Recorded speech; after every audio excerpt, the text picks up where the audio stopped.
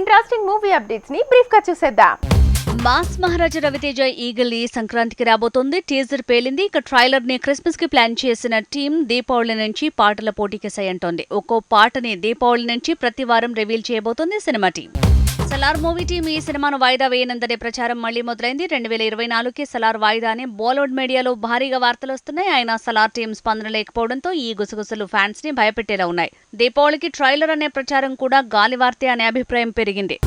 Mega power star తో బుచ్చిబాబు తీయబోయే cinema జనవరిలో షూటింగ్ జరుపుకోబోతోంది. ఇక ఈ సినిమాలో Janhvi Kapoor item song almost confirm అంటున్నారు. Already A R Rahman song compose చేశాడని కూడా ప్రచారం జరుగుతోంది. శ్రీను వైట్ల చాలా కాలం తర్వాత మెగా ఫోన్ పట్టుకున్నాడు. గోపీచంద్ తో సినిమా మొదలుపెట్టాడు. అయితే ఇందులో ఐటమ్ సాంగ్ ని ఉర్వశి రౌటేలతో ప్లాన్ చేశారంటూ ప్రచారం మొదలైంది. లోకనాయకుడు కమల్ హాసన్ తో నాయకుడి తర్వాత కాంబినేషన్ రిపీట్ చేశాడు మణిరత్నం. ఆల్రెడీ టైటిల్ రాబోతోందంటూ ఓ పోస్టర్ తో షాక్ ఇచ్చాడు. ఇప్పుడు టైటిల్ తో ఫ్యాన్స్ కి కిక్ ఇస్తున్నాడు.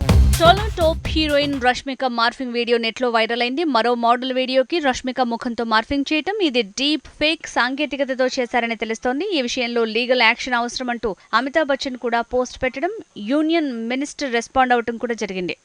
సమంత మయోసైటిస్ తో ఫైట్ చేస్తోంది. ట్రీట్మెంట్ లో భాగంగా క్రయోథెరపీ జరుగుతోంది. -85 degrees ఉష్ణోగ్రతలో జరిగే ఈ ట్రీట్మెంట్ తాలూకు సమంత ఫోటో నెట్ లో వైరల్ అయింది.